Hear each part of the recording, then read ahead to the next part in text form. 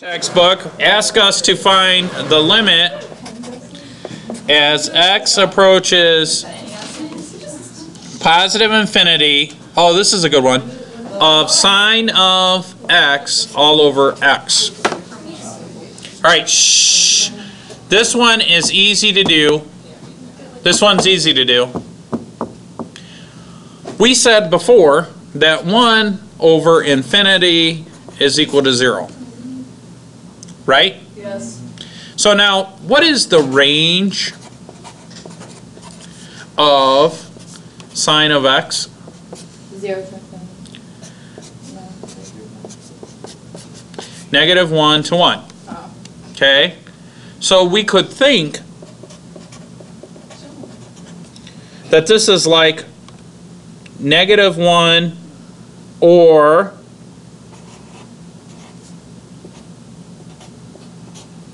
1 to infinity, right? So it's a very small number. Now there's numbers in between, right? There's numbers in between. It could be 0, it could be 1/2, it could be 2. So really, when we think in terms of infinity, any small constant over infinity will equal 0, right? If I take 8 pizzas and I divide them into infinitely many slices, the size of the slices are still going to be 0, nil. 3 pizzas, the personal pizza, if you really believe. What? I love your ability to totally go in the opposite direction of where I'm going. I've been thinking that since you brought up pizza. You just been thinking about pizza?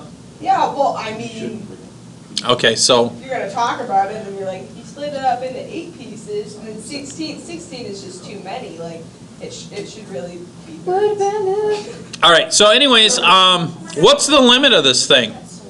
The limit does 0. not exist. Well, the limit should be 0, right? And so what we're going to do is, and you guys haven't heard about this yet, but we're going to apply. What we're going to say is, to do it a little more formally, it's called the sandwich theorem. And the sandwich theorem is that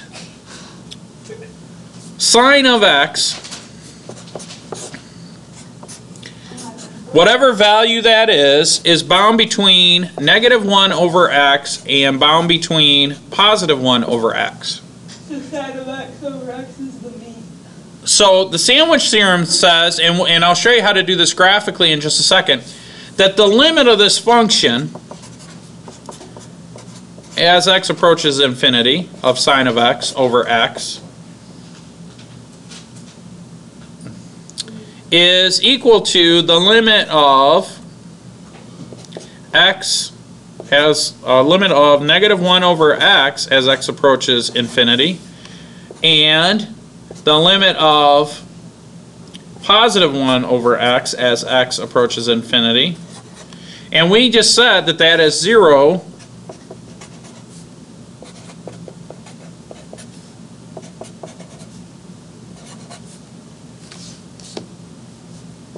and 0, right? That's what we just said. So what is the limit of this thing? If the function below is 0 and the function above is 0, then what is the limit of this? 0. Now here's how this is why we call it the sandwich theorem. Watch what I'm going to do. I'm going to graph negative 1 over x. So let's come in here and clear this out, and I'm going to say negative 1 divided by x. Okay? Then for my third function, I'm going to say 1 divided by x. And then in the middle, I'm going to put sine of x divided by x.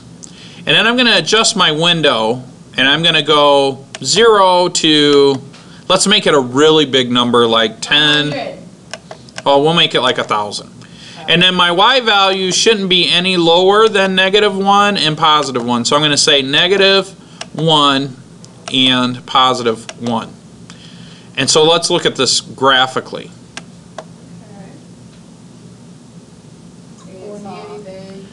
Yeah, maybe the x value is too wide. So let's come in, instead of doing 1,000, let's just do 10.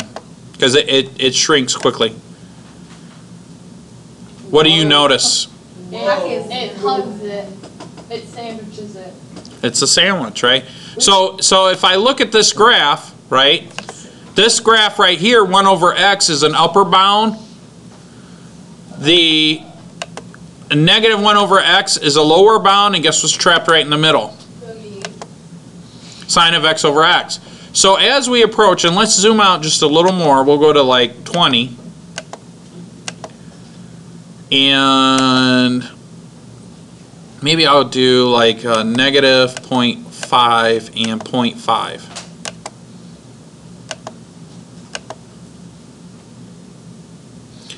Where is sine of x always going to be trapped?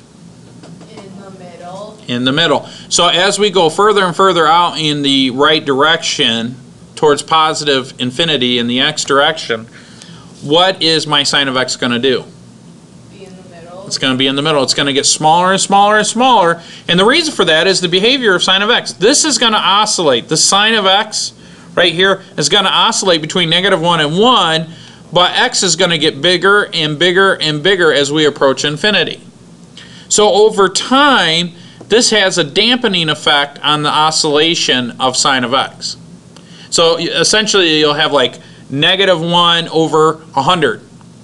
And then positive 1 over 100. And then as x increases, you'll have negative 1 over 10,000. And positive 1 over 10,000. And so what happens graphically is this sine of x function just gets smaller and smaller and smaller, and it's bound by these two functions. So we use the sandwich theorem, and we say by sandwich theorem.